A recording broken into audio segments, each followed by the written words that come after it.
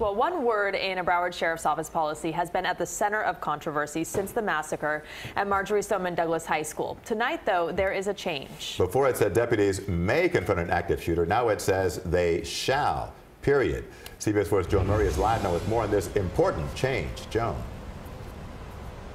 Well, 2 weeks ago, when the Safety Commission concluded their hearings for the year, they said that the policy Sheriff Scott Israel put into place when he took office 5 years ago did, in fact, contribute to how some deputies responded on that day. So now the sheriff is revising the wording.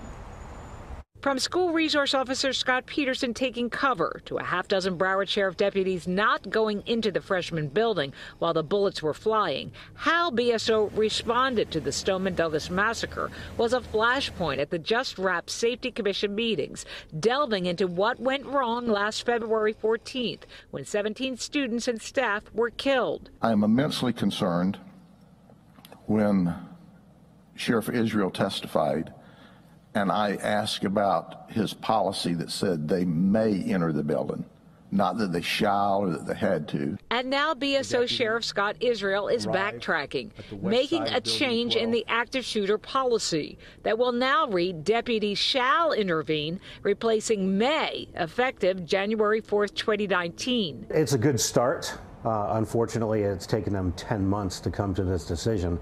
This is something that should have been done a long time ago. Jeff Bell, head of the Deputies Association, representing 80% of road patrol and a harsh critic of the sheriff, said he'd like to see even stronger wording. It's Nicholas Cruz who killed everybody that day, no doubt about it. And I think he gets lost on that. He's solely responsible for the deaths of that. But it's our policies, our poor training, our lack of training facilities, and the poor leadership of the sheriff that led up to that for the deputy's response. The sheriff has defended his agency's handling of the Parkland tragedy.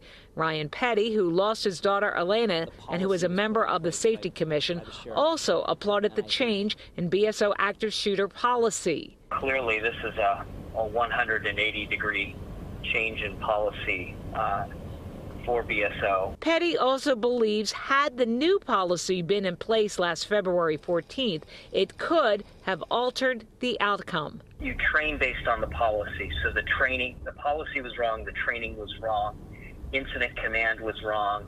The whole response would have been much better had the right policy been in place, the right training been in place, and the right leadership been in place.